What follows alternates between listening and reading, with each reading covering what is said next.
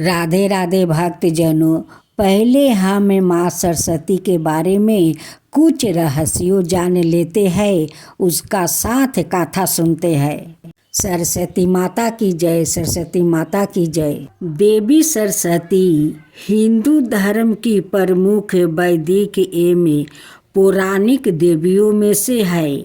सनातन धर्म शास्त्रों में दो सरस्वती का वर्णन आता है, एक ब्रह्मा पत्नी सरस्वती और एक ब्रह्मा पुत्री और विष्णु पत्नी सरस्वती। ब्रह्मा पत्नी सरस्वती मूल प्रकृति से उत्पन्न सातों गुण महाशक्ति और प्रमुख त्रिदेवियों में से एक है। वो विष्णु की पत्नी सरस्वती ब्रह्मा के जीभों से प्रकट होने के कारण ब्रह्मा की पुत्री मानी जाती है। कई शास्त्रों में इन्हें मुरारी अल्भा विष्णु पत्नी कहकर भी संबंध किया गया है। धर्म शास्त्रों के अनुसार दोनों देवियों ही समान नाम स्वरूप प्रकृति शक्ति और वैज्ञानिक विद्या आदि की अधिस्त्री देवी मानी गई है, इसलिए इनकी ध्यान आराधना में ज़्यादा वेद नहीं बताया गया है। ब्रह्म विद्या एवं नृत्य संगीत क्षेत्र के अधिष्ठा के रूप में दक्षिण मूर्ति नटराज शिव एवं सरस्वती दोनों को माना जाता है। इसी कारण दुर्गा सप्तमी की मूर्ति रहस्य में दोनों को एक ही प्रकृति का कहा गया है। अत सरस्वती के नामों में इन्हें शिवानुजा शिव की छोटी बहन कहकर भी संबंधित किया गया है। कहीं कहीं ब्रह्मा पुत्री सरस्वती को विष्णु पत्नी सरस्वती से संपूर्ण अलग माना जाता है। इस तरह मतांतर में तीन सरस्वती का भी वर्णन आता है। इसके अनाये पैयार या नाम है वाणी, शारदा, बागेश्वरी, वेद माता आदि। यह शुक्ला वरण शुक्ला बमरा बिना पुस्तक धारणी और सेवत ब्रह्मासन कही गई है। इनकी उपासना करने से मूर्ख भी विद्वान बन सकता है। माघ शुक्ला पंचमी, श्री पंचमी, बसंत पंचमी को इनकी विशेष रूप से पूजन करने की परंपरा है। देवी भागवत के अनुसार विष्णु पत्नी सरस्वती वैकुंठ में निवास करने वाली है। वो पीताम्बा ब्रह्मा की जीवा से जन्मी है और कहीं कहीं ऐसा भी वर्णन आता है कि नृत्य गोलक निवासी श्री कृष्णा भगवान के बंसी की स्वर से प्रकट हुई है। देवी सरस्वती का वर्णन वेदों के वेदासूत में उपनिषदों, रामायण महाभारत के अतिरिक्त कालिका पुराण, श्रीमद् देवी भागवत पुराण इत्यादि। इसके अलावा ब्रह्म वैवर्त पुराण में विष्णु पत्नी सरस्वती का विशेष उल्लेख आया है। माँ सरस्वती की व्रत कथा। सरस्वती माता की जय हो, सरस्वती माता की जय हो। देवी सरस्वती को बीगा काला संगीत साहित्य की देवी माना जाता है।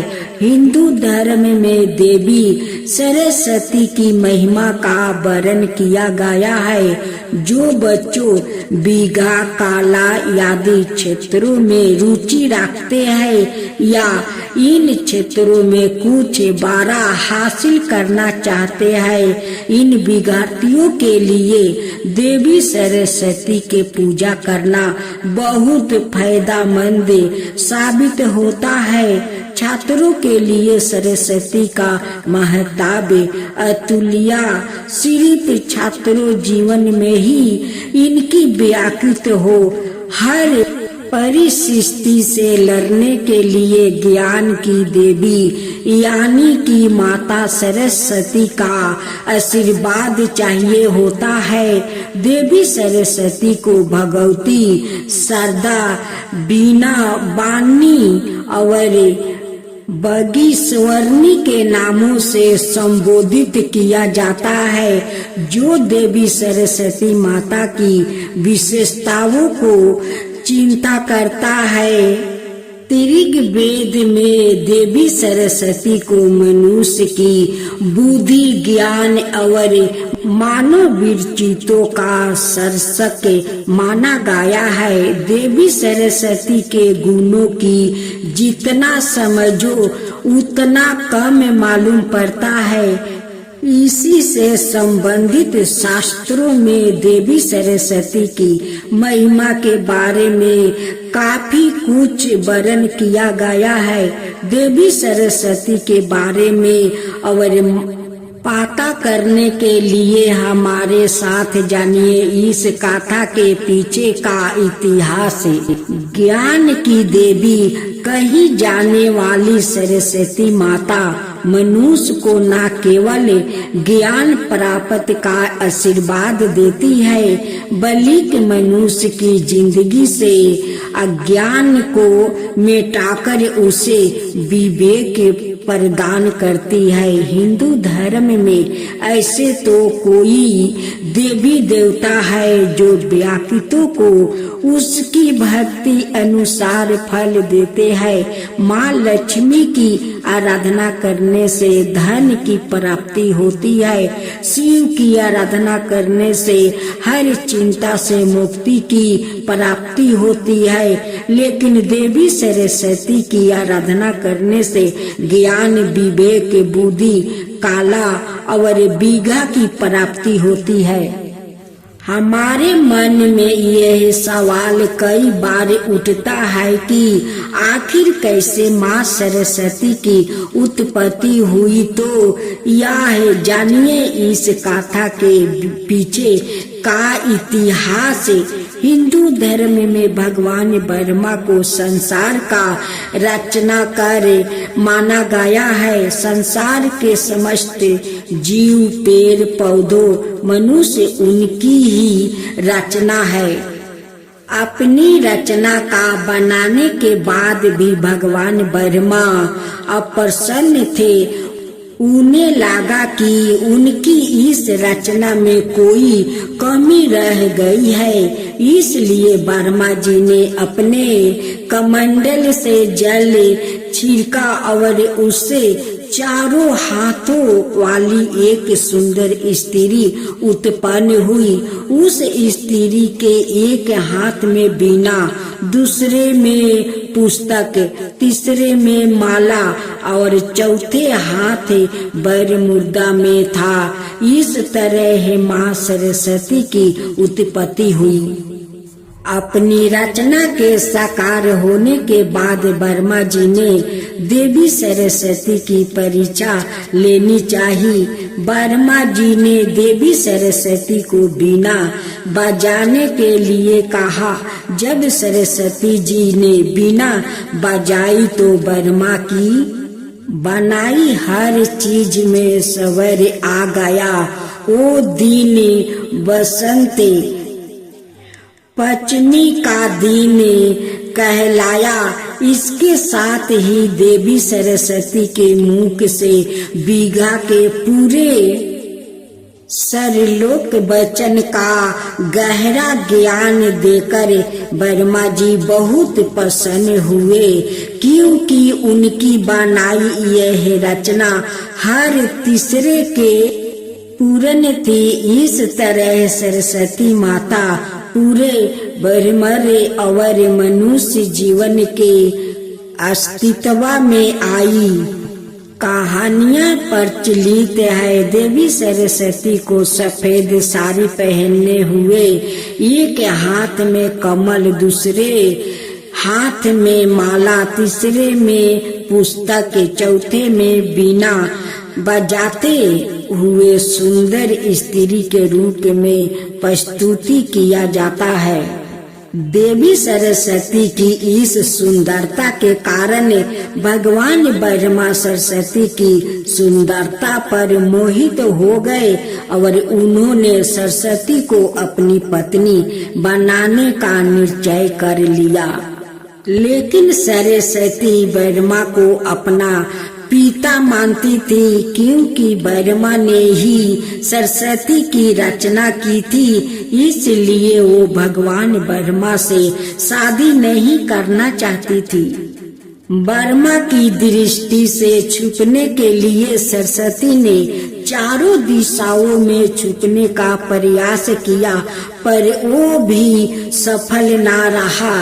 इसलिए सरस्वती ने स्वर्ग में छिपने का निश्चय किया, पर वहाँ भी भगवान ब्रह्मा आ धमके और देवी सरस्वती को विवश होकर अपने ही पिता से शादी करनी पड़ी। देवी सरस्वती और ब्रह्मा के मिलने से स्वयंभू नाम के बालक का जन्म हुआ, जो मानव जगत का चक्र आरंभ हुआ। हिंदू धर्म की कथाओं की माने तो अपनी ही बेटी से शादी करने के कारण भगवान ब्रह्मा की सभी देवताओं ने बहुत आलोचना की और ब्रह्मा को उनके किए की सजा देने के लिए सभी देवताओं मिलकर भगवान शिव के पास गए और ब्रह्मा को सजा देने के लिए कहा। भगवान शिव सभी देवताओं की बहुत सुनकर बहुत क्रोधित हुए। इसलिए शिव ने ब्रह्मा के 5वें सिर को उसके धड़ से अलग कर दिया। दूसरी कथा की माने तो भगवान ब्रह्मा का 5वां सिर हमेशा बुरी बातों से भरा रहता था, इसलिए शिव ने ऐसे सिर को खत्म करना ही उचित समझा। तीसरी कथा की माने तो भगवान ब्रह्मा की दूसरी शादी करने से देवी सरस्वती बहुत क्रोधित हुई और भगवान ब्रह्मा को श्राप दिया कि आपकी इस पृथ्वी पर कहीं भी पूजा नहीं होगी। राजस्थान के पुष्कर और तमिलनाडु को छोड़कर कहीं भी ब्रह्मा का मंदिर नहीं है।